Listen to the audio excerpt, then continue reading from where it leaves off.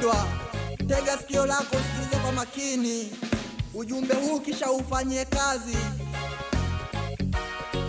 Hakika Mungu atusaidie sana, mbarikiwe mnapofanyia kazi ujumbe huu. Mungu wa mbinguni alifanya kazi zake zote kwa siku 6. Mungu wa mbinguni alifanya kazi zake zote kwa siku 6, na siku ya 7 alipumzika. Siku hiyo alipumzika, na siku ya 7 alipumzika. Siku hiyo alipumzika. Alibariki, alitakasa, akastarehe siku ya 7. Alibariki, alitakasa, akastarehe siku ya 7. Anatuagiza na sisi watoto tuikumbuke siku ya 7. Anatuagiza na sisi watoto tuikumbuke siku ya 7.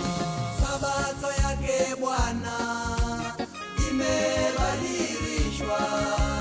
Sabato yake Bwana imebadilishwa kutoka siku Jumamosi na kuhamishiwa Jumapili. Kutoka siku Jumamosi na kuhamishiwa Jumapili.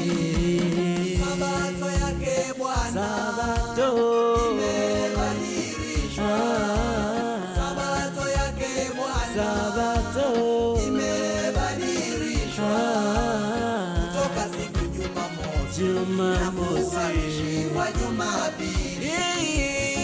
Kutoka siku Jumamosi na kuhamishiwa Jumapili.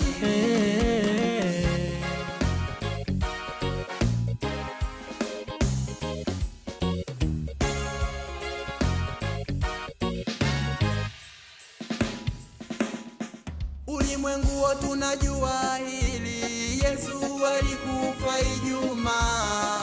Ulimwengu wote tunajua hili, Yesu alikufa siku ya 6, na Jumamosi ile siku ya 7 Yesu alishinda kaburini.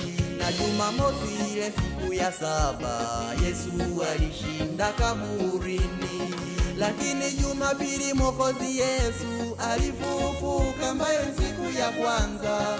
Lakini Jumapili Mwokozi Yesu alifufuka, ambayo siku ya kwanza. Mamilioni ya watu wengi leo wameisahau siku ya 7.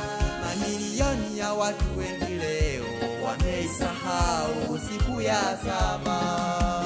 Sabato yake Bwana imebadilishwa. Sabato yake Bwana imebadilishwa kutoka siku Jumamosi na kuhamishiwa Jumapili. Kutoka siku Jumamosi na kuhamishiwa Jumapili. Sabato yake Bwana imebadilishwa. Sabato yake Bwana imebadilishwa kutoka siku Jumamosi na kuhamishiwa Jumapili. Kutoka siku Jumamosi na kuhamishiwa Jumapili. Sabato yake Bwana imebadilishwa.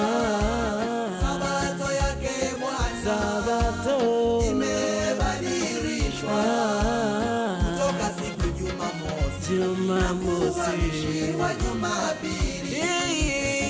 Kutoka siku Jumamosi na kuhamishiwa Jumapili.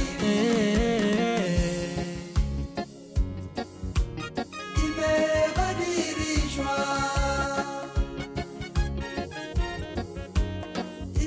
Imebadilishwa na kuhamishiwa Jumapili.